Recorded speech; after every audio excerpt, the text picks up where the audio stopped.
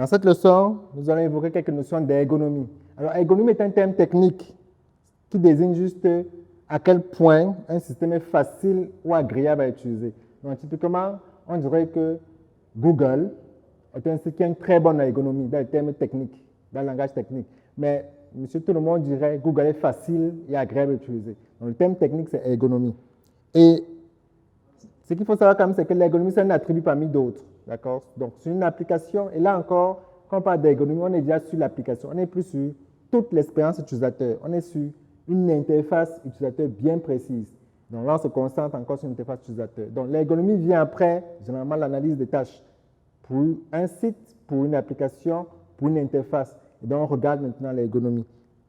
Et je disais donc que l'ergonomie est un attribut parce que, en plus de l'ergonomie, il faut que le site soit fonctionnel, il faut que le site soit sécurisé, il faut que le site ait de bonnes performances. Donc, ça, c'est plus lorsqu'on interagit avec les ingénieurs, ils vont prendre tout ça en compte. Et très souvent, il y a un compromis à faire. Mais dans le cadre de cette leçon, on va supposer que l'ergonomie est le critère le plus important. Alors, sur Internet, l'ergonomie est extrêmement importante parce que c'est une condition de suivi.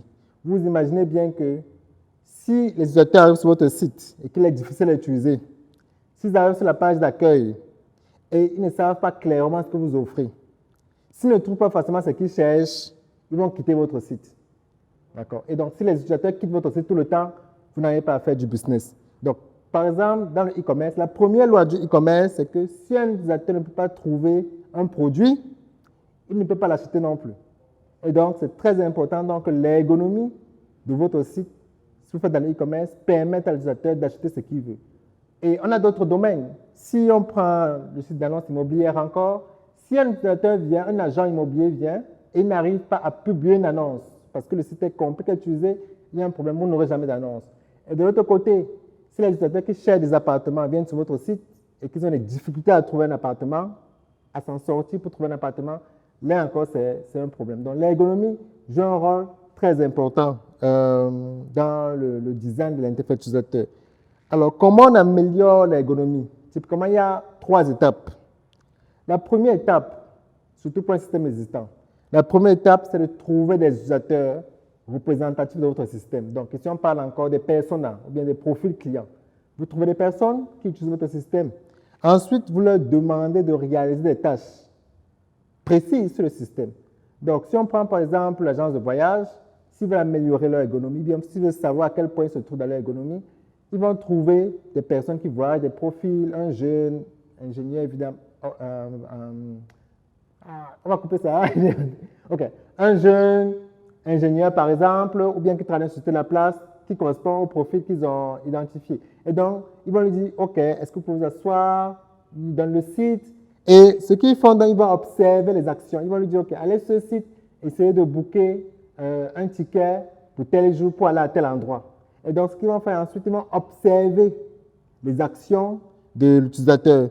Et ils vont identifier ce qui le perturbe, ils vont identifier les hésitations. D'accord? Et quand vous observez quelqu'un en train d'utiliser un site, ça vous permet de savoir, oh, s'il perd trop de temps quelque part, à un endroit bien précis, ça vous donne une idée du fait que peut-être ce n'est pas clair. Peut-être que le texte ne comprend pas le texte. Il doit lire longtemps pour comprendre. S'il hésite à cliquer, ça veut dire qu'il a peut-être des appréhensions. Et donc, il faut pouvoir qu'il exprime ses appréhensions. Donc, je vais vous donner un exemple. La première fois que j'ai utilisé Amazon, à l'époque, c'était dans les années 2010, sur le bouton payer, il y avait une icône de sécurité. Et moi, j'ai toujours été convaincu qu'à cause de cette icône de sécurité, Amazon était beaucoup plus sécurisé que tous les autres sites. C'est bien plus tard, quand je suis devenu familier avec la technologie, que je me suis rendu compte que les technologies pour payer sont pareilles partout. C'est les mêmes technologies. Comme je l'ai dit, c'est une commodité. Tout le monde sait comment faire pour rendre un site sécurisé pour le paiement. Mais Amazon avait compris que ses utilisateurs peuvent avoir des inquiétudes lorsqu'ils sont en train de payer. Et donc, ils ont mis cette icône qui rassure les gens. Donc, c'est pour vous montrer à quel point l'ergonomie peut aider, lorsqu'on comprend très bien comment les choses se passent, peuvent aider à gagner des clients plutôt qu'un autre. Et vous imaginez bien, mettre une icône sur un bouton, c'est super facile, mais l'impact est important. Donc, l'ergonomie sert à identifier ce genre de petites choses qu'on peut faire pour véritablement améliorer son service et fidéliser ses clients. Voilà.